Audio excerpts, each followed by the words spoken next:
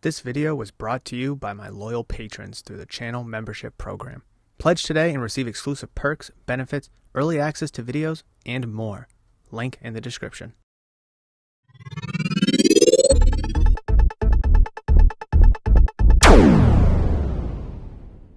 How is everybody doing for this fine episode of Hobby Talk, a cardboard podcast? This is episode number 34, and we are very, very excited to bring you a variety of different topics today.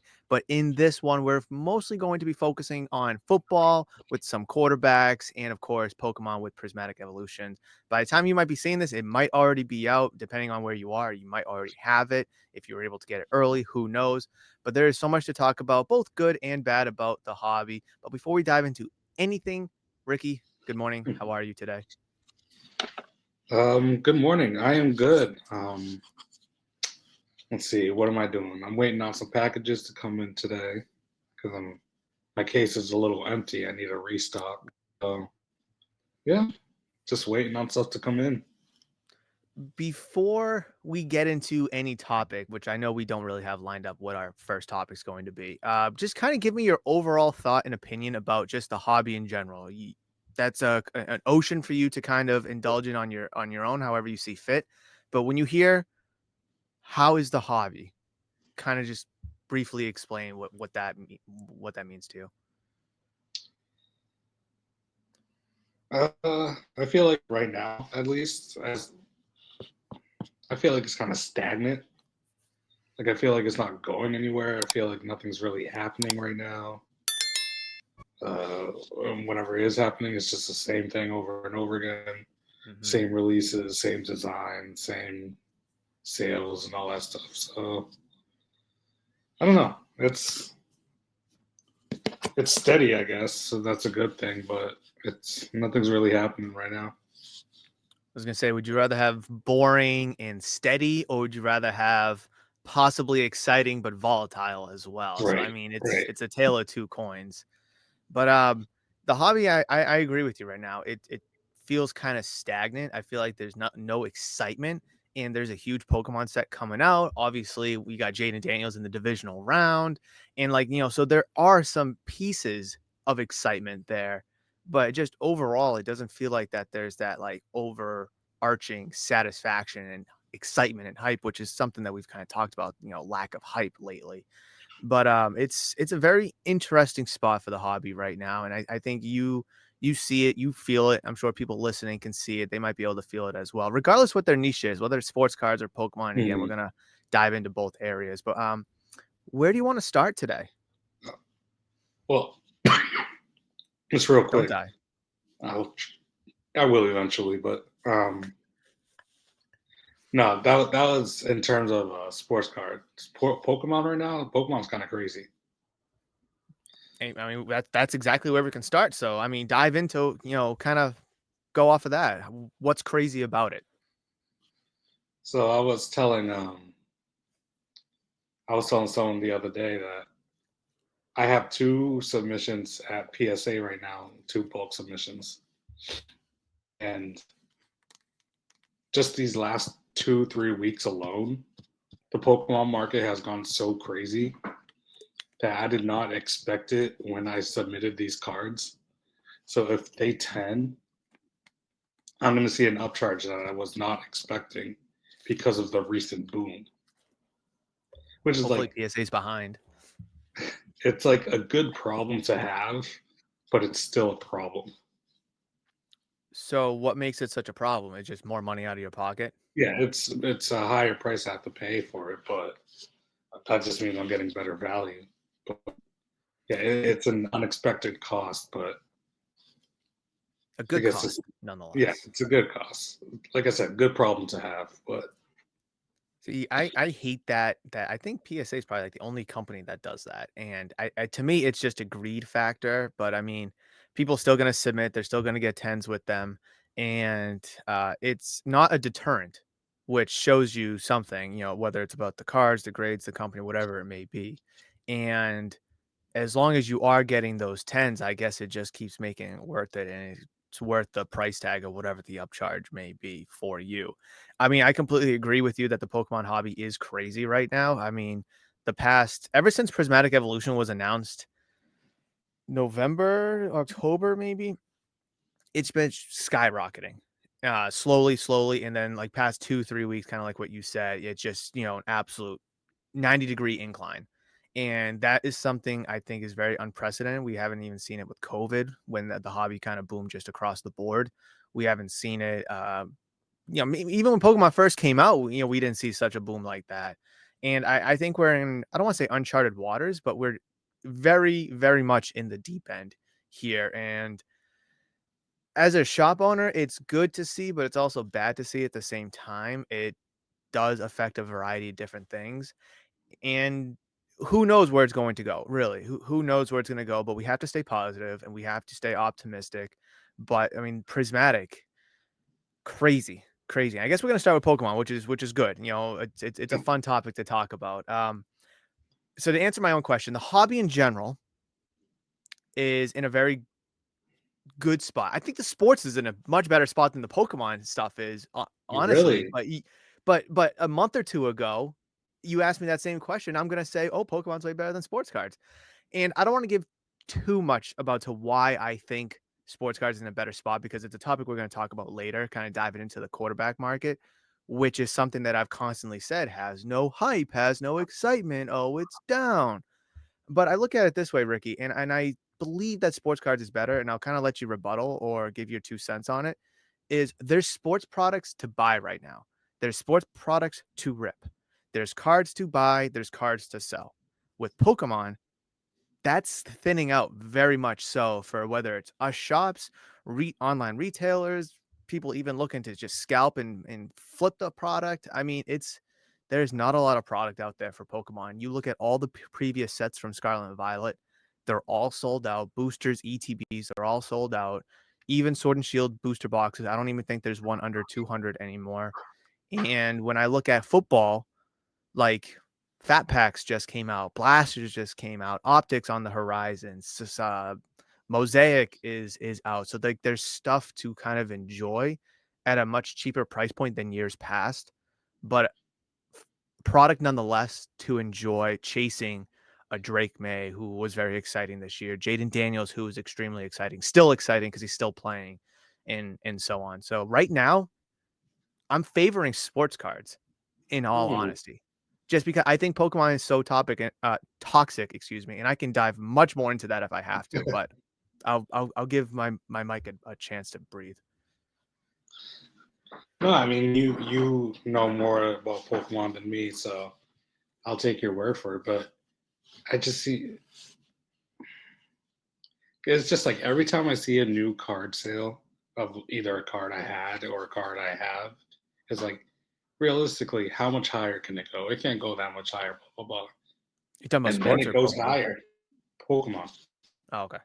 and then it goes higher. So it's like there's, and I hear a lot of people, and I see a lot of people saying that they switch from sports to Pokemon, and that they're glad they did, and all that stuff. I'm one of them. Like I'll pick up a sports card every now and then, but I really only scroll through the Pokemon pages now. I just feel like there's a lot of excitement, and a lot of people switching to Pokemon right now over sports.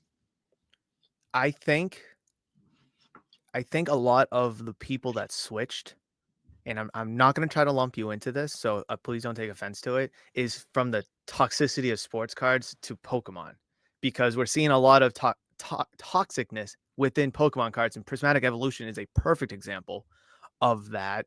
And sports cards, for some reason, again, like I was mentioning, is starting to feel cleaner, a fresher breath air. It's starting to be a little bit more fun, or at least people are able to have fun. They're ripping more. They're able to buy singles at a cheaper price, whereas before they were through the nose. I mean, Ricky, you remember rookie cards of this guy, PSA 10s of that guy were just astronomically through the nose when they clearly shouldn't have been. And Mm. I think, I mean, again, this time 6 months ago, that Magikarp was nowhere near $1,000 card. The Bubble Mew just came out fairly recently, 6 months ago. That was nowhere near a $500, $600, $700 card in a 10. And I want to know why.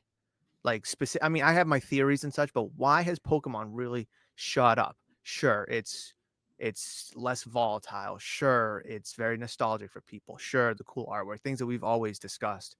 But like that can only go so far just for people getting in because it's more fun. Like there has to be, I think, a bigger reason. And I think that reason is more financial based.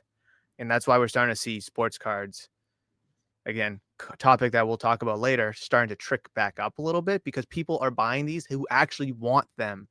People were buying Pokemon cards Mhm. before because they want them. Whereas sports cards, it wasn't like that. People were just flipping. Now people are flipping Pokemon cards, which is opening the door for collectors of football cards in other sports specifically. I haven't checked out other sports, but I would assume that the trickle effect is the same.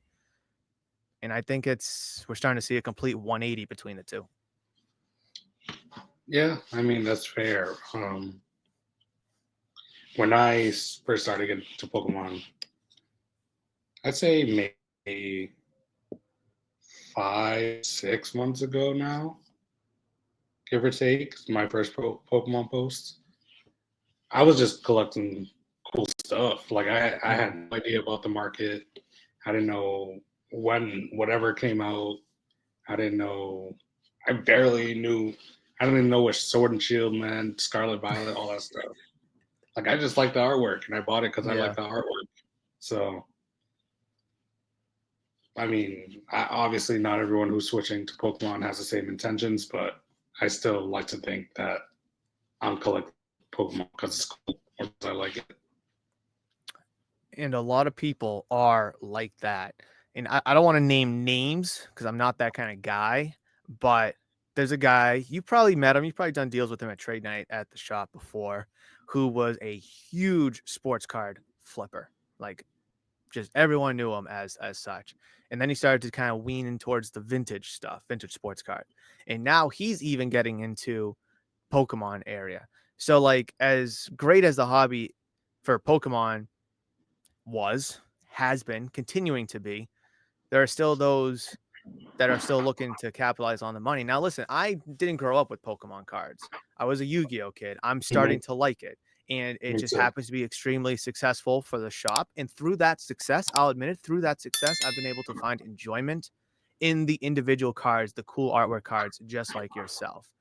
And I don't know how many people can kind of say that, especially with Prismatic coming out with Blooming Waters on the horizon. Now Journey Together, the hype of that Team new set, Rocket. boost to Team Rocket coming out soon. I mean, there's just so much excitement in the Pokemon that a lot of people are taking advantage of that excitement of the collectors and trying to cash out and capitalize on it, which is something we saw with sports over the last few years and why a lot of people got out of sports cards. So I fear that a lot of people are going to get out of Pokemon cards because it's unattainable at a reasonable price. ETBs for Prismatic are 150. I think they trickled down since the reprint was announced.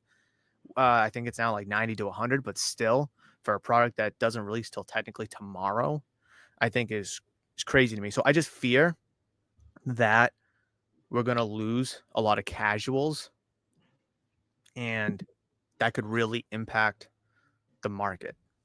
Mhm. I mean, so if we're seeing a switch between sports cards and Pokemon cards right now, would it be a bad thing if the Pokemon market ended up like the sports card market right now?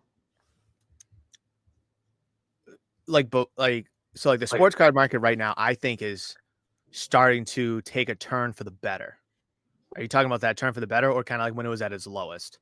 eventually, people are going to switch back to sports from Pokemon It's or inevitable. whatever. Or so, would you want to see the Pokemon market get to how the sports market is right now? I don't know if that makes sense or if I'm wording it correctly, but So, I mean, I don't know if this answers your question, but I would like to see it where it's both like living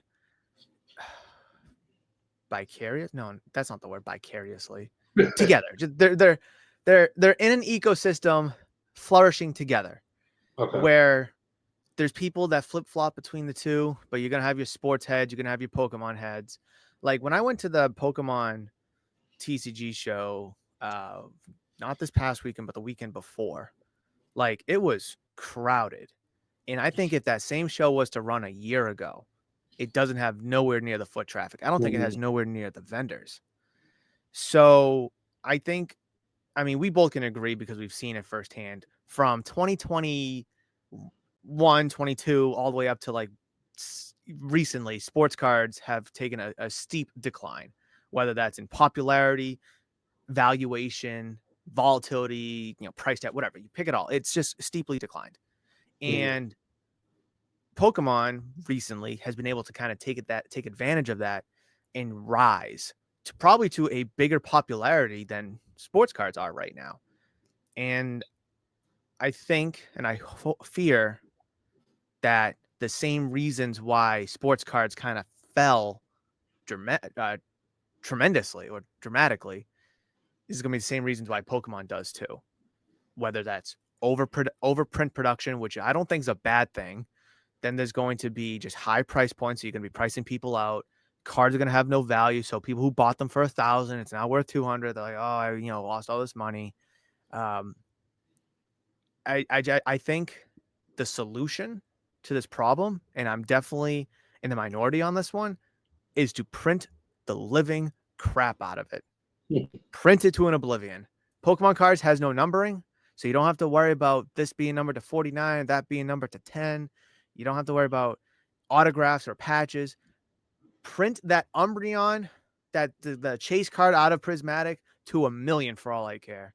Give us 1,000,000,000 ETBs. It will sell, and it will make product much more affordable for people because there's nothing to flip. If I'm trying to flip a product to you, Ricky, that there's 1,000,000 others out there, you're not going to buy it off me, and I'm not going to make money.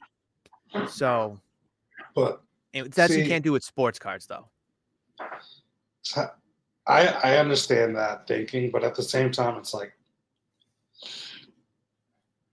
yeah, the company should want to print more, generate more money, whatever. But at the same time, no one's gonna buy a set if the chaser is so diluted, so like watered down. You know what I mean? Like Look, if there is 1,000,000 plus Patreons, then it doesn't really make it. You'll have people who want to collect or whatever, but it doesn't really make it too valuable anymore. So people aren't going to want to buy the billions of ETBs that are out there. So in that so case, the Pokemon company is just sitting on inventory that doesn't sell, or it doesn't sell as quickly.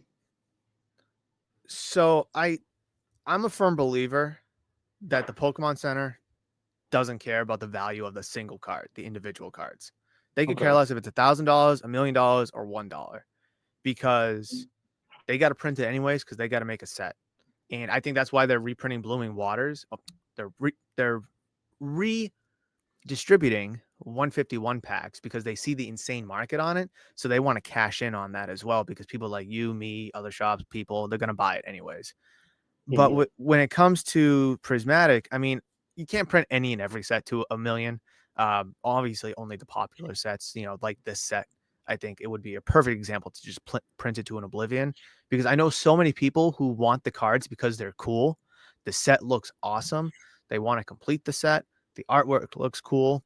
And I think to those people, it doesn't matter if the card's worth $1 or $1,000. They just want the card for the card. And That's fair. honestly, shops like myself, people see it at the store, it's gonna sell. It may take more time because there's just more on the market to sell. But I mean, we've seen random sets recently, like Lost Origin and Silver Tempest. Now they're sold out. Crown Zenith has blown up over, seemingly overnight. That's now unavailable at an affordable price. So like it will sell over time. And I think again, Pokemon stuff only appreciates over time. So it's sitting for a little bit is not the worst case. Wait, is that Got oh, Crown is that the Zenith Silver and Temp? Silver Tempest. Rip the crown. Rip the crown. Yeah, I'm so Tins are tough. 2-pack tins. yeah, 2 boxes, 2 boxes. You'd have to do like if you do, you'd have to do a live stream because I'd want to join in and watch. It's so tough. Not to change the subject or anything, but because all the cards I'm chasing right now are in Crown Zenith. But if You've I don't you've get if I rip these 2 boxes 40 packs and I don't get a single one of them, Murph, I would be so pissed. Yeah, and that's the tough thing is like just in a vacuum, you would have to think that one of them is in one of those sets, like one of those cases. Just one card is in one. It makes it all worth it. Right. But there is that chance, being 2-pack tins. Obviously 10 tins, 20 times 2, that's 40, like you said, for those keeping track at home. You would think in 40 packs, you could pull at least 2. I mean, that's over a booster's box worth of Crown Zenith packs. I still think the odds are very tough. I don't know. That's a tricky one. That is Right. indeed a tricky one. Um, and I mean, like I just alluded to, Crown Zenith is very hard to come by because the popularity of it's shot up. I mean, Right. Paldea evolved, outside of the Magikarp is popular again. Obsidian Flame is popular again. So like these sets will obviously release with a high point, then kind of dip and then truck back up, regardless what the print run is. And again, it will sell over time because Pokemon Yeah. ages just like fine wine. Whereas sports cards, they don't, because if sports cards they print it to oblivion, well, how many out of tens do you think are there? How many out of 100 do you think there are out there? Oh, 2 years from now, that quarterback class is garbage, and we're already on to this next class here. So Right. it's completely different, printing to an oblivion when it comes to sports and Pokemon cards. But I think printing it in mass quantities would help dilute the market, which is obviously a good and a bad thing, but it would cease all resellers. It would diminish the flippability of it. And I think it would make ultimately a happier consumer market. Just my humble opinion. Now, how how how do you think it would go if Pokemon took like a Magic the Gathering approach and made one of one chase card? The market would get destroyed. They could not with the sets that they have come. They would have to do this like at a low point. And I, Yeah, I I don't know the Magic market, so I don't know if MTG was at a low point when they decided to do that and like reinvigorated themselves. I have no idea, but Pokemon would literally shoot themselves right in the mouth with a shotgun if they did that. It would not end well because we're already having. I can speak to this. We're already having supply chain issues. We're already having allocation distribution issues. Now you want to sprinkle in a true chaser upon chasers, a card that's probably going to be worth millions of dollars. If that one ring card went for, I mean, I know Post Malone bought it, privately, but if that card sold for $2 million or $1 million, whatever it was, whatever Pokemon one of one card was, oh, was it 3? Even worse. I believe Then so. you know that Pokemon card, which probably has a bigger consumer market, will sell for more. You got a guy like what is it, Jake Paul or Logan Paul or whatever, he'll buy it. Yeah, And but people would just be buying the boxes, ripping. They'll be paying $200, $300, $400 for a booster box or whatever you can get it out of to go hunting for that card, knowing that they could sell it to Golden or one of the Paul brothers or Post Malone himself. Who knows? or But it me. would be very, very interesting though if they ever were to do it. I kind of want to see it, but I really don't. Yeah, that Uh, would be it's it would be that would be insane. kind of cool. But like, see, the sports card, it's not really like that anymore because it's how many one of ones of Wembies? It's got to be at least 100 of one of ones out there of one Victor Dude, Wembanyama. they're still making 23, 24 products. Isn't it insane? So like more Wemby one of ones are coming out, And and it's absolutely absurd. more Wemby rookie autos. Yeah, yeah. I think it's Um, Cosmic is the latest one. I think. and just, so speaking of one on ones, I figured I'd pull this up to kind of switch things up a little bit. Um, like this right here for sports cards. This card's only selling for 21,600 right now because of the season he had. But keep in mind, Ricky, he went 4-13. So like it's not like a Jaden. If this was Jaden Daniels card, this card might be starting with anywhere from Six like, figures. yeah, definitely like 3 times the price of this. So, like, my question is is there really a high ceiling with I know I was just kinda clamoring about how sports cards is right now in a better spot, I think, but I don't think the ceiling is ever going to be there. I think it's gonna be a high floor, low ceiling kinda thing with sports cards. But, like, if this was a quarterback from 2, 3, 4 years ago, that card's in the hundred thousands. So, like, I know 21,000 is still way too much money for a card like this, but it's come down drastically to the point where it is becoming more affordable for this person and that collector and such. Like, I mean, I don't think it's going to. I mean, besides the Jaden Daniels card, like, I don't think the JJ McCarthy is going to sell for that much. I don't even think that the Bo Nix or the Caleb Williams will sell for more or much more than this. Maybe a little bit more, but not much more. Yeah. I just think this is around the cap, with the exception of Jaden Daniels, because he's at least still in the playoffs and, arguably in a position to win the next game. Yeah, I mean, 21-6 for the variation. That doesn't like what Mac Jones was what 3 or 4 years ago, and the truth is he 3 years ago, yeah. won for 100K. So exactly, like, put that in retrospect. Like, Mac Jones looked really good his rookie season. Won some games, Pro Bowl, playoffs. Like, at the time, it warranted 100,000.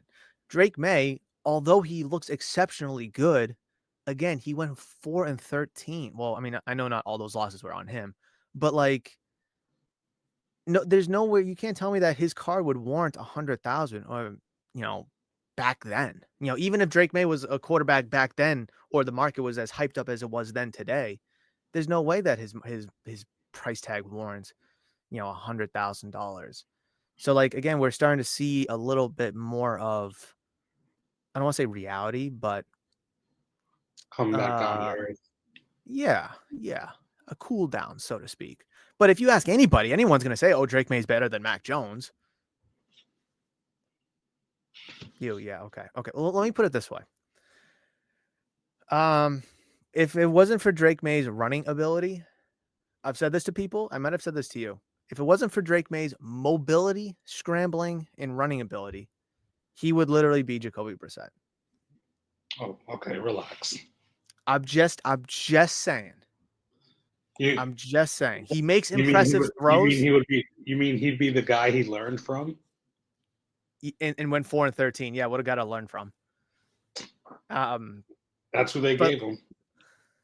But like, okay, let me ask you this. Like, did Jacoby Brissett is not mobile at all. Like, he can move just a little bit, but so can't we all. And that offensive line, I think we can both agree, was treacherous, right? I mean, we could probably do just as good blocking for the quarterback than that offensive line did. Drake May was behind the same offensive line and looked better, but the record didn't reflect it. Obviously, it's a team sport, but you take away that mobility, which obviously is a huge skill set of him, makes him who he is. But if you take away that running ability, he's getting sacked just as much. He's not going to be able to get throws off that much. He's going to get strip sacked that much, and the team's not going to be able to move the ball that much. I mean, similar to why the pocket quarterback is being phased out now, because all these quarterbacks got to be able to run. You're right. I mean, Drake May is obviously way better than Jacoby Brissett, but just peel back the onion a little bit. Just drink a little tea of reality. Besides a few throws on the run and some scrambling abilities, he went 4-13. The Patriots have a lot of work to do. Patriots went 4-13. I'm not here to bash on the kid. I'm not here to bash on. He was very impressive. But like Mac Jones 3-4 years ago, they have to build around this kid in order to help him be successful. If they don't build around him, he will turn into another Mac Jones, a busted quarterback. Doesn't matter how good he can run. Doesn't matter how flashy he is on the throw on the run. Does not matter. They need to protect him. They need to give him help. I just think his ceiling is so much higher than Mac Jones was. Agreed. With the running, I think he's smarter than Mac Jones. But that ceiling is no good if he has no offensive line to protect him, or if he has no receivers to throw to. That's what I'm trying to get to. Yeah. Like, that's not on him though. That's a reflection of the team. so was Mac Jones sucking in New England a reflection on him or a reflection on the team? No, I don't blame. I'm not going to put all the blame on him. Obviously, they didn't do him any good with the team that they gave him, but I don't know. Something about Drake May. Heard that a couple years ago with Mac Jones. Yeah, Something well, about not from Mac me. Jones. Not No, from no, no, me. no, no, Not no. from me. Fair enough. Fair enough. Um, but before we kind of move on to our next topic, I am all in on the Patriots next year with Mike Vrabel as the head coach. I will Yeah. blindly follow him into a burning house of fire with him as my coach. Oh yeah, that's another thing. Mac Jones had Bill Belichick. Is Drake that a May good thing or had. a bad thing? That's a great thing. Oh, okay. Who did Mac Jones have as his head coach? I mean, who did Drake May have as his head coach? Obviously, that is something to let's determine with Mike Vrabel. Maybe Drake May takes a huge leap in year 2 with Mike Vrabel as the head coach. That's why I like to give rookie quarterbacks 3 years. You look good 1 year, you look bad 1 year. What do you do that 3rd year? Show me progression, show me consistency, or show me that you're terrible. But I think we're going to see who Drake May really is next year, I think. Whether he progresses and he transcends into the player that we think he will, or he just regresses or is stagnant with his development. Mm-hmm. I think we're going to see it this year. But speaking of Yeah. quarterbacks, Ricky, speaking of quarterbacks, I kind of want to dive into another topic about quarterbacks because I've alluded to it before about the quarterback market doing good, how I think that football's in a better spot right now than Pokemon. I got to get there first. Bum, bum, bum, bum, bum. Can we do Windows? Oh, I think we can. All right. So let me ask you this: who do you think will be the MVP this year for football?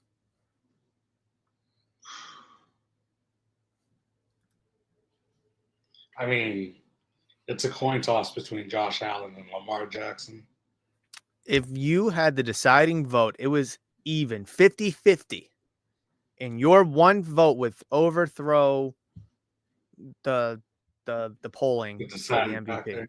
You had the deciding vote. Who are you voting for?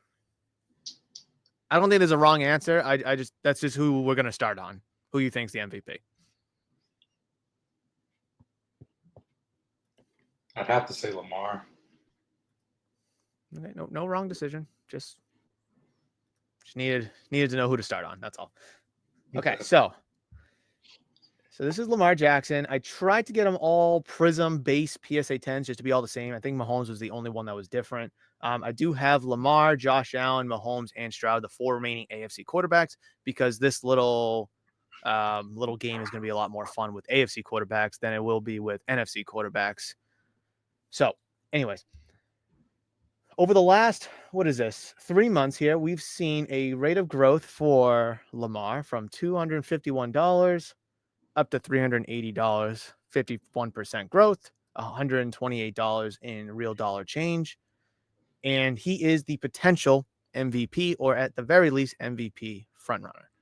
Now, we could even look at nines as well. Nines are through the roof, even higher, $40 all the way up to 75 with a high of 91, 87% rate of growth. And that is for Lamar Jackson in a PSA 9. Now, before I go into any other quarterback, Ricky, what just kind of digest that information and just kind of spitball your immediate thoughts about, again, the MVP, favorite, front runner, or whatever, guy who's looking for a big time playoff win, first Super Bowl, third MVP, and you see this green. We've looked at these charts and graphs before, whether it's on Hobby Talk or at least when I've done separate videos on it. We've seen a lot of red, but we see a lot of green here. So kind of digest this information for us, if you could. I mean, so Like, it's appealing. when does that chart start? Like from the beginning of the season, or October 23rd. So that'd been like 7 weeks into the season. And the last one is on the 12th, so just a few days ago. Yeah, I mean, I think that has a lot to do with people thinking that Ravens are a legitimate Super Bowl contender, and Ne- that this would be his first Super Bowl appearance, right? It would be, yes. Yeah, so I think people have a lot banking on the fact that he might beat Mahomes and Josh Allen to get to the Super Bowl. Which that would be insane. And I think what we're going to look at all four of these quarterbacks, and I think it's really going to show me, you, people watching and listening that yeah, it's fun to flip this guy and that guy and make a couple bucks and all that stuff. But I think the real guys with the real money are the guys that are proven but active. Stable, So yeah. obviously not your Brady and your Mannings. Now Lamar, if he was to retire, if he was to win his third MVP, lose in the playoffs but retire, he's probably still in the Hall of Fame. Just because of his transcending abilities. All right, so I want to pivot to arguably the other MVP candidate, maybe the runner-up, someone who is proven but doesn't really have any accolades to kind of back it up.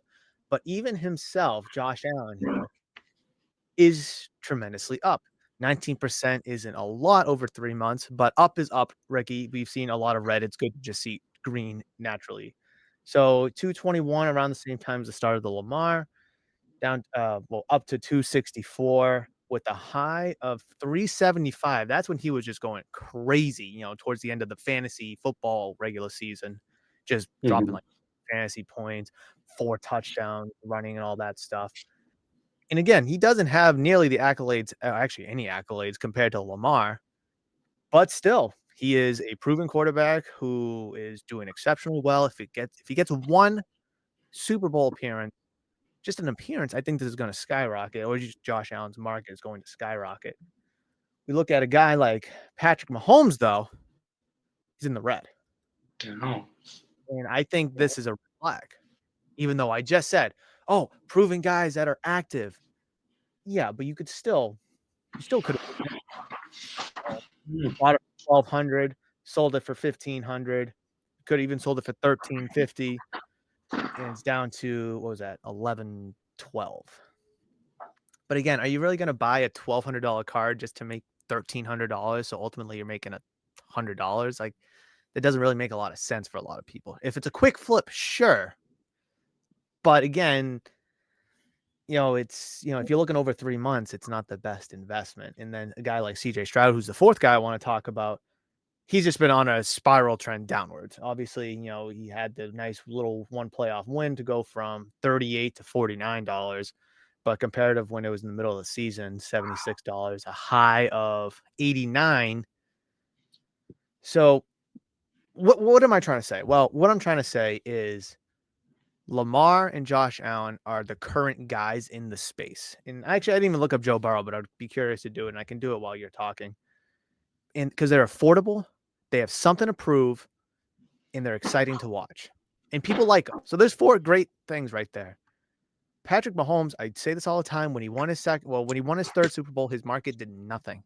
And his market is so out of reach right now that it's hard for your average person to buy it, hold it for a little bit, sell it down the road, or just hold it in general and flip it for that matter. Because a lot of people don't have that kind of money laying around. CJ Stroud, people are clearly skeptical about it, obviously losing Nico Collins, Diggs, and then Tank Dell for a while. He had a nice playoff win, so that obviously spikes up his value a little bit. So my question to you, Ricky, and I'll ask you this while I look it up.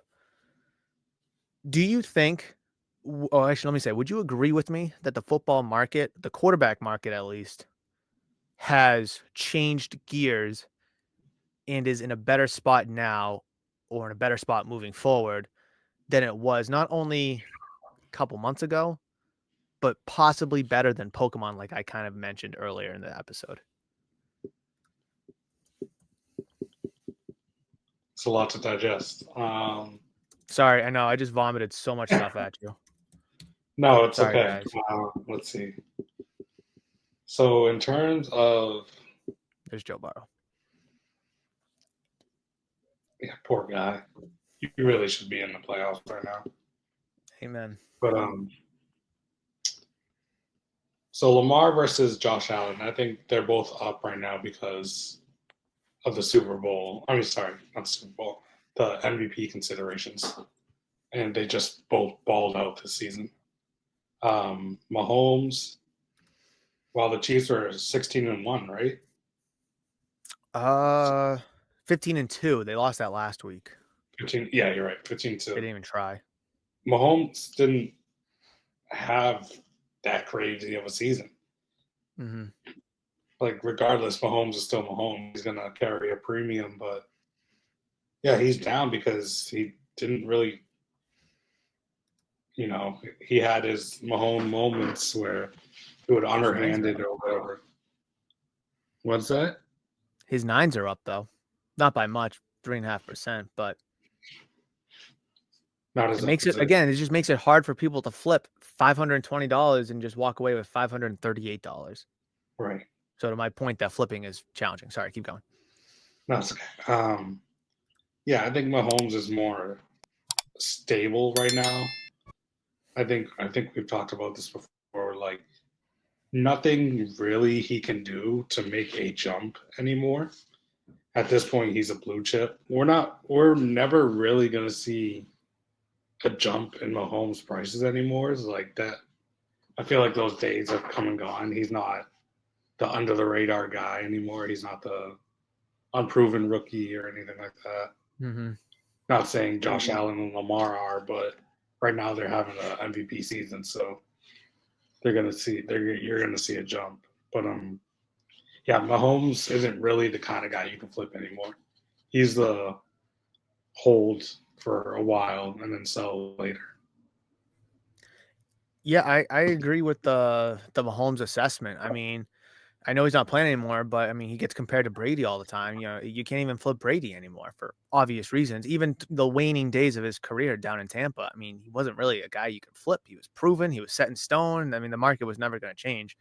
And Mahomes, honestly, at that same pedigree, I mean, even if he was to win a fourth Super Bowl, like I don't think we'll see another market jump in him until he probably retires. And when Brady retired, for both the first and the second time, we did see a jump in his market, like a small spike, and then it kind of leveled back out a little bit. But I mean, a guy like Mahomes, I mean, I agree with you. I think he is set in stone. He is proven long term guy. If anything, you can't really flip him. Uh, but a guy like guys like Lamar and Josh Allen, who are in the midst of an MVP race, who are playing against each other. Hopefully, it's 50-50, that kind of a game. Yeah, I think we're going to see jumps in those guys' market. And just to kind of touch on CJ Stroud just being the other guy in the playoffs. I mean, he was the talk of town last year, Ricky. I mean, everybody was talking about this guy. And let's just talk about a fall of grace. I mean, now his PSA 10 Prism base is not even on $50. This time well, actually, I don't even know if Prism was out this time last year, but let's just say it was two, three, four, $500 at the very least. And now it's come all the way back down to earth. It's to ultimately wrap up my point here is patience, and you can't jump on the guy, you know, immediately when they look good. Jaden Daniels, for instance, looks so good right now. But what if he stinks next year, Ricky? I said this same damn thing about CJ Stroud, and you know what people said to me? Oh, he's too good to stink next year. Oh, he's too good to suck. Okay, but what if it happens? And clearly it did with CJ Stroud. He didn't suck. He just his play regressed. But that's the thing. What if they suck, regress, they stink, or they just take a huge step back in year two? Then what? That's why you can't invest in these young guys. And I think that's why we're seeing, obviously, the MVP race helps, but that's why we're seeing guys like Josh Allen and Lamar. Their market is, let's just call it booming for lack of better words, because they are proven to a degree. They've been around the league for a while. One's going to possibly win their third MVP. One's going to possibly win their first. One's going to the AFC title game. And there's a track record there of them not sucking. Right. Yeah, I mean, in terms of CJ Stroud, um, that's just what we're going to see from now on. That's going to be the new norm, I think, at this point, where they're expensive their first year and then down their second, third, whatever, until we get the next Mahomes or Josh Allen, Lamar, whatever. This is what we're going to see every year. Like next year, when the next quarterback class comes in, Drake May is going to be down, Caleb Williams is going to be down, Jaden Daniels is going to be down, Bo Nix, whatever. So it's just the same thing every year that people get caught up in. And I wish people had, a sense of reality, because that is reality. That has been reality ever since the market blew up. Mac Jones was the talk of town. Trevor Lawrence was the talk of town. Oh, and then the following year, it's Kenny Pickett and Desmond Ritter, who played good for a little bit. And then it was Bryce Young to start the season and CJ Stroud. And then it was Caleb Williams and Bo Nix and Drake May. And then it's going to be Shadur Sanders and Cam Ward, who come out of the draft. And again, what if they suck? What if they stink? Because they shouldn't be taken with the first 2-3 picks of the draft, because they're not that kind of guy. But teams are desperate. I'm going on a draft rant, which I will not do. But this is a name to keep an eye on, Ricky. And I think a lot of people who don't watch college football won't know who this guy is until he gets drafted. Arch Manning. I think he is the one guy who could possibly shake the landscape up of the quarterback market. Because not only is he good, he's got the name behind him, he's got the skill Yeah. set and the tools. Who knows where he's going to go, but I think there's a lot riding there for him to kind of shift the market short term for quarterbacks a lot drastically than CJ Stroud did, or a lot more drastically than Mac Jones did at his height of his market run. So it's just, people are so short termed when it comes to this stuff. If you were to buy, if you're a fan of Justin Fields right now, you can buy his stuff so cheap. If you're a fan of Trevor Lawrence, you can buy his stuff so cheap. CJ Stroud, you can even buy his stuff so cheap right now. It's crazy what patience can do for one's collection. Yeah, I mean it's not like CJ Stroud is that bad either. Like he's been in the playoffs both years so far. Mm-hmm. So that, I mean, he might be one where I might look to buy low right now. It certainly is low. Maybe Certainly I'll low. wait.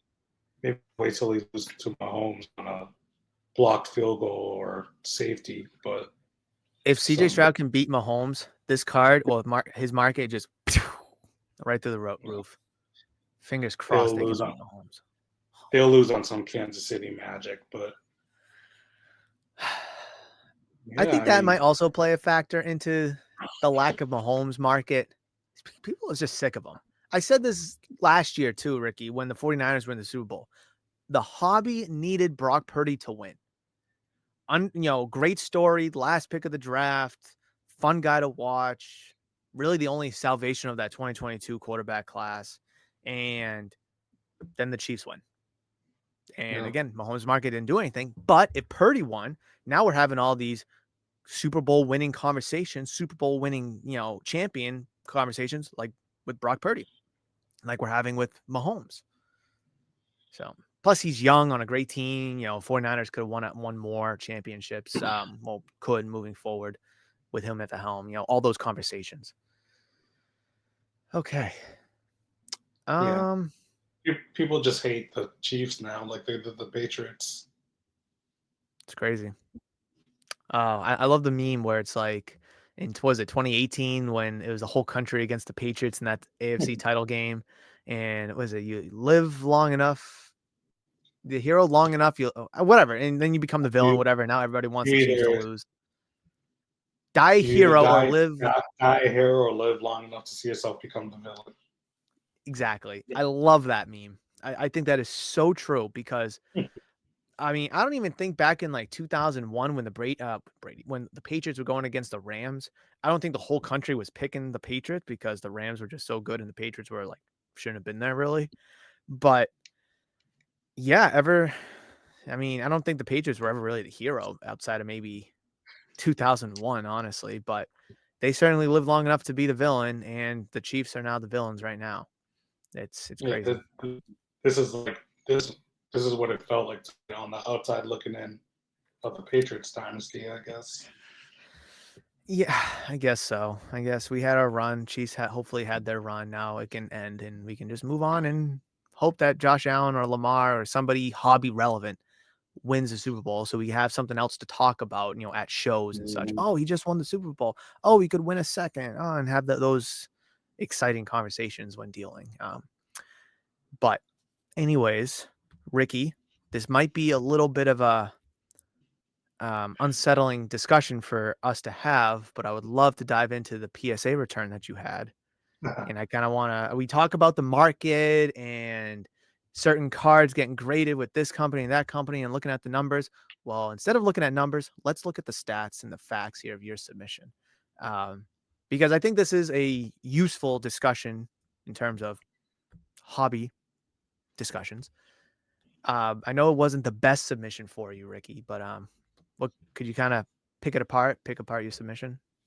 Yeah, so I had mentioned to you before that I probably jumped the gun on submitting my second Pokemon submission too quickly.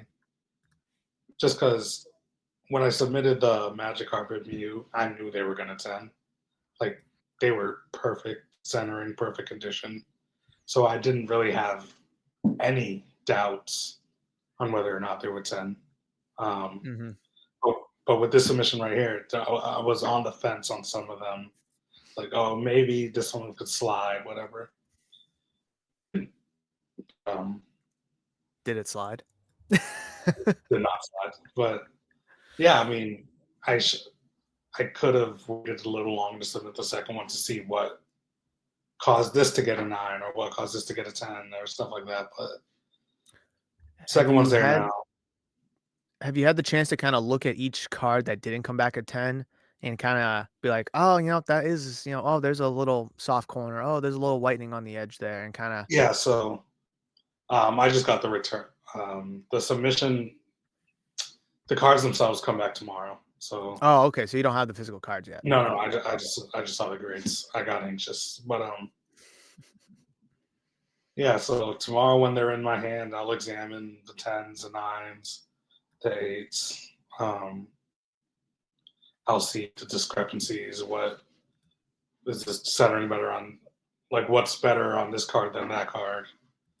And then I'll just go from there. So you So currently have this one coming back. You have another one out now, or do you have two other ones correct. out now? Just one. One other one. One. So just obviously you got to wait and kind of look at them and pick them apart, once you see them. But will this return of underwhelming grades kind of affect how you grade cards in the future? Or will it affect how you buy at shows, thinking like, even if it has one little flaw that I can see, I'm going to stay away from it because I know it's not going to grade well. So, like, does your philosophy of buying or choosing what cards to grade change with this submission? Um, Not this submission. If the next one comes back not so great, then I'm definitely gonna have to change some things around. But for this one, there were a couple throw-ins just because it's a 20 card minimum, and I had Yep. exactly 20 cards. So I was like, all right, I'll just put this one in. Hopefully it grades well. I'll just put this one in, whatever. But my second submission, I was more nitpicky How on so? what I wanted. Just like I'm not going to submit it if there's something wrong with it. Where the first one was like, oh, this has this little thing, I'll just submit it just to see what it gets. But yes, so with the second submission, my brother threw in a couple cards, my friend threw in a couple cards. So either way, I was going to have enough cards to submit the 20 Hmm. minimum. So I want to just throw a card in there just to see what it will get. I really like tried to examine centering, cleanliness, corners, all that stuff. And I didn't submit anything that I didn't think would 10, as opposed to the first one where I was just submitting a couple things. I mean, running an experiment with the grading is definitely not the worst thing. I mean, to kind of, I mean, who knows? You submit a card that's a little off center, they might gem it anyways. Or if there's like a little thing on the back, they might gem it anyways. So, I mean, it's definitely not the worst idea to experiment with a couple cards. And I think if you're going to be continuing doing more grading and bulk mass grading with cards, I mean, we just have to accept the fact you're not going to walk away with tens on every single card. So, Right. therefore, trying to figure out, and of course, depending on who the grader is going to change as well, but like trying to figure out what you can and can't get away with. I can't blame you there at all. Unfortunately, and you might have wasted a few bucks, and eights and nines don't really Yeah, do anything.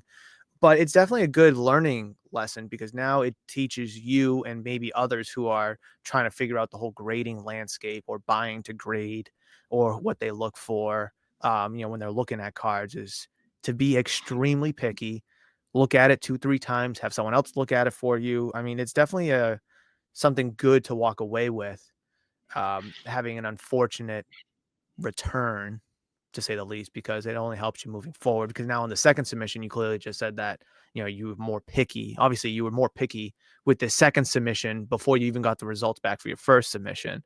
So I mean, right. even there, that's good. So now when you do another submission, you might be extremely picky on the cards, and I think that's good because I think it's pointless for people to submit cards if they don't think it's going to be a 10, in terms of the market landscape. Again, if it's for your collection, it doesn't matter. But because the market right now does really nothing for eights and nines compared to raw, but we clearly seen the jump into raws to tens with Magikarp, with the Bubble Mew, and obviously other cards you've graded and sold. So I mean, grading's tough. I mean, people think it's easy, but it's tough.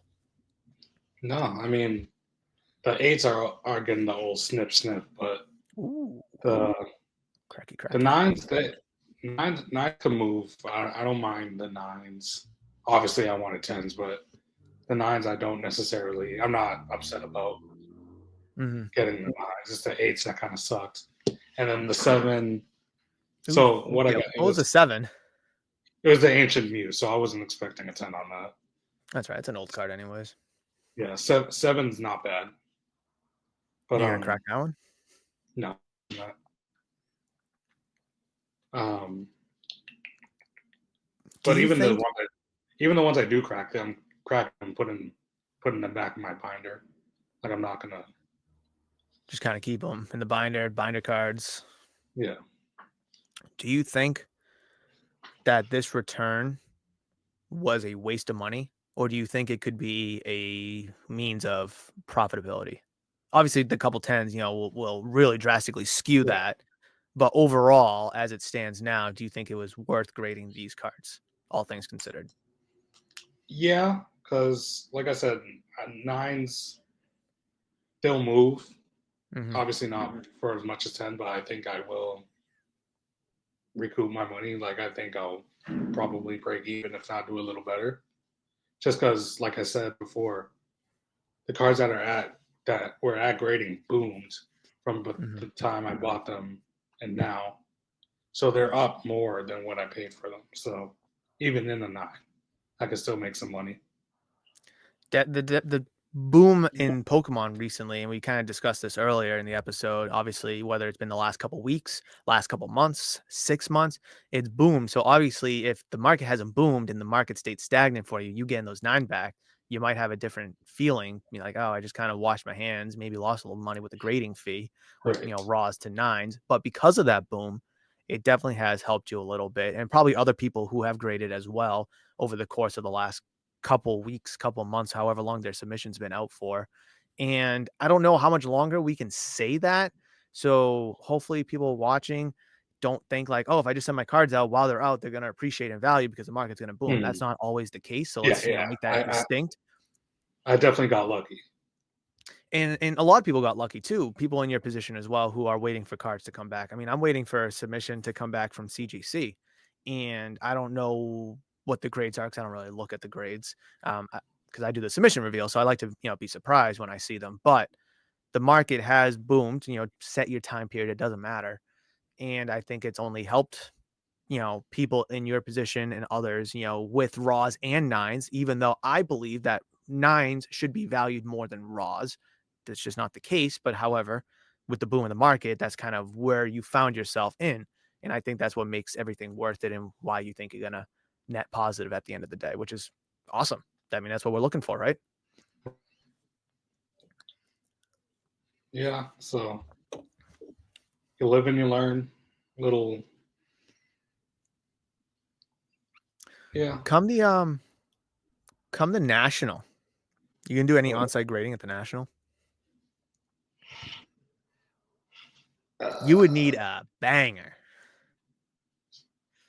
yeah, that would have to be worth this the time spent in line, the money. Yeah, that's hard. Get there early enough, you won't wait as long. Yeah, and I think they might have a little line, a separate line for the the Members, membership people. I, Yeah, I don't remember. I but would assume that they do, but I don't remember. But I mean, me personally, I don't think it's worth on-site grading. Unless you just have that one card, that's worth right. $300 or 200, whatever the hell the number is. It's just it's expensive. It's expensive to grade on site, and I mean, you can obviously do drop offs. You can and let them grade it, send it back out or whatever, or pick it up at the end of the show, and it might be a little bit cheaper to do that. Especially if you being in Chicago, you can drop it off on Thursday, go home for the weekend, and then pick it up on Sunday. Hmm. That wouldn't be too bad either. But I think, I mean, can you believe that the National is about 6 months away, Ricky? About 6 months away. I mean, just I feel like we were just talking about like giving our national thoughts and such like that not that long ago. And now we're going to Yeah, be having these conversations about gearing up towards this next one coming up and talking about strategies and plans and such like that. yeah. I wasn't even in Pokemon the last national. It was very Yeah, underwhelming, the Pokemon scene at the National, not going to lie. yeah. But hopefully this time around it changes and they make Well, note of that because it is so popular.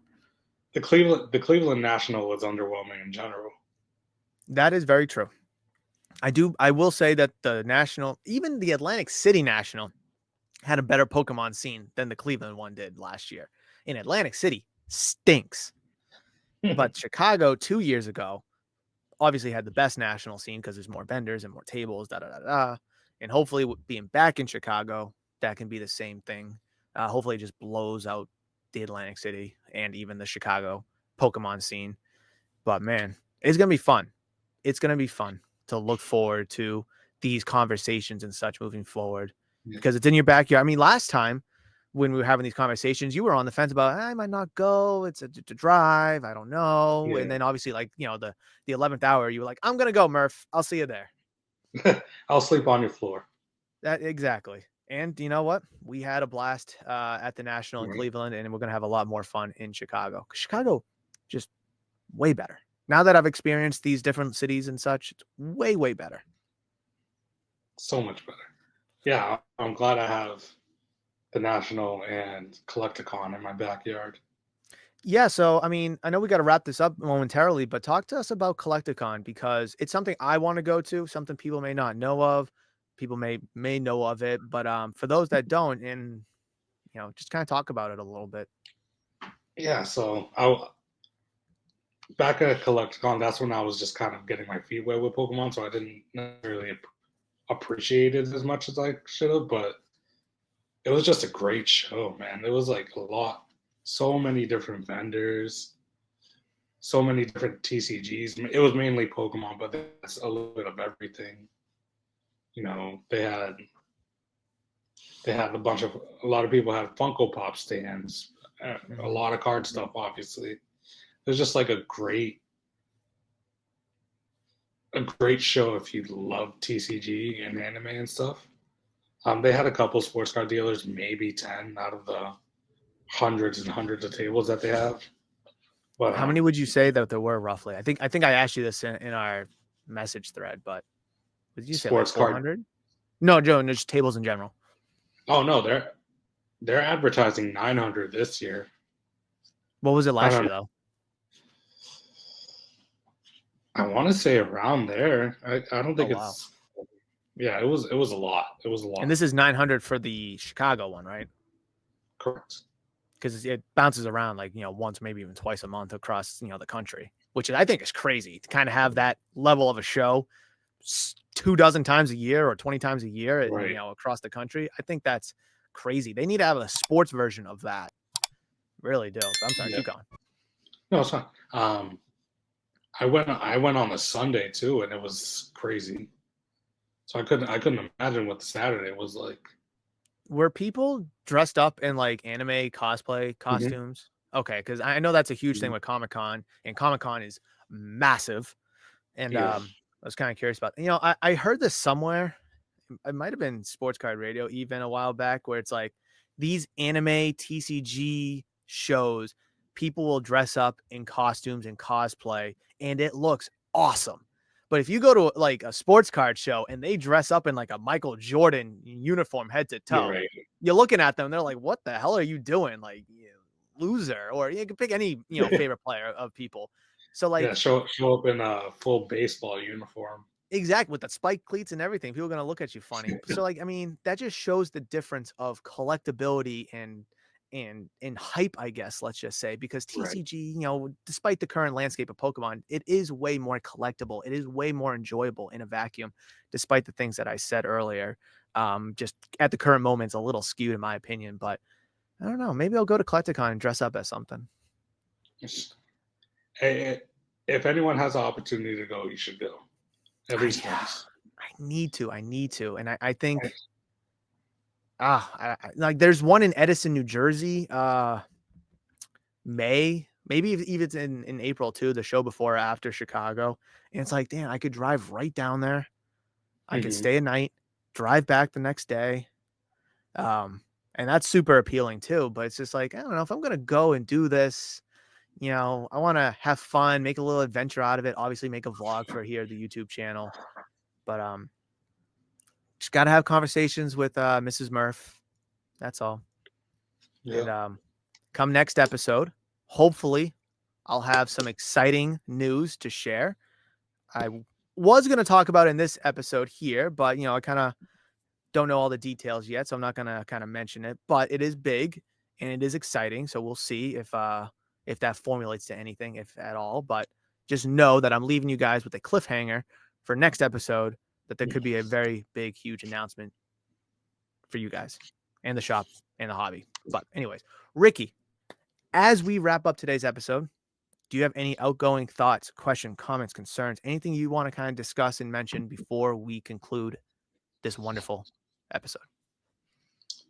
Um, I forgot to say this the last couple shows, but we're still buying James Wood. Don't think I forgot about him just because I'm Is on there a Pokemon. Pokemon relevant to James Wood? Like, Pseudo Wudo. who? Pseudo Wudo. Just because he's a tree and he's wood, but nah. So Um, are we gonna say buy Pseudo Wudo no, just we're at the not end of buying every? Pseudo Okay. Wudo. Uh, who are we buying at Pokemon? We're Yes. buying. I mean, Hmm, Charizard's always a good one. I mean, that's kind of hyped up though. I mean, let's see. we're buying. We're Cleffa. buying you Cleffa. The alt art Cleffa, the full art Cleffa from Obsidian Flames. That's one just going through the roof right now. That was like a $4 card. Now it's like a $20 card. So All right, we're buying Cleffa, but yeah, no, we're buying James Wood, and no, just be smart. Like I've had people ask me, how do you know what to grade and stuff like that, and it's just don't grade just to grade. Like have a reason you're grading, whether it's flipping or collecting. Don't submit a card just to submit a card because then you're gonna waste your time and money. Make sure amen. it's good. You know, make sure it's in good condition. Unless you want it in your collection and you don't care what grade it gets. Yeah, exactly. But yeah, if you're grading to collect, then great. But if you're grading to flip or have an appreciating asset that you want to sell soon, make sure it's in good condition. Make sure you genuinely think it'll 10. Don't just throw it into the throw it into the mix and hope for a 10. You got to know what you're doing. That's a good one. I mean, I preach that all the time with people here at the shop asking me about grading. I really do. Hey, if you don't care about the grade and you want it for your collection, don't matter. Doesn't matter where you send it to. But if you're looking for some dollar signs or some, resellability, then yeah, it does matter what you send in. And no, you eloquently put it. I mean, I took the words right out of my mouth. I mean, that was awesome. My outgoing take, would be, I kind of alluded to it and I kind of want to talk about it, but it's such a toxic topic. I really don't want to dive into it more than we already kind of talked about. But Prismatic Evolution, confirmed reprint from Pokemon, the Pokemon company themselves. Who knows when that reprint will come? But people who are going to buy any Prismatic Evolution products on the open market from resellers or stores or shops or anything, just buy with caution because they have come down in price a little bit, still extremely expensive, more than they should be. Um, Hopefully this reprint really corrects that market. I don't think it'll still make it a $50 ETB, but it should bring the ETB price back down under 100. Fingers crossed. Um, so yeah, just be careful when you're buying it. You don't want to be paying too much money for a product that will be, I don't know, significantly cheaper in hopefully a couple weeks. Hopefully the Pokemon company can pump that out quickly. But I do understand that it's a very popular set. It's a very hyped up set and a set that people do want to rip, display, enjoy, grade, sell, buy, trade, whatever. And just proceed with caution with that because in due time, it will be a cheaper product. Don't buy the singles immediately because over time it will become cheaper, with the exception of a Mhm. couple singles. But that happens with every set, though. You know, they're all here, and then the 2% go that way and the 98% go that way. So Prismatic Evolution is a crazy set. Proceed with caution. Next time we sit down and record, we'll be talking about the aftermath of Prismatic Evolution, looking ahead to Blooming Water, and then obviously we're going to have I think the championship round will be over. So we could even look ahead towards the Super Bowl in Oh the yeah, next episode as well. So we already have our little topics lined up. yeah. Prismatic, Blooming, Super Bowl, whatever else that we can kind of think of between now and then. Ladies and gentlemen, thank you so much for watching. Ricky, as always, thank you so much. Guys, please like, comment, and subscribe. Definitely appreciate it. Check out the channel membership program. But that will do it for this one, and we will both see you in the next one. But between now and then, we'll see you guys later. Bye.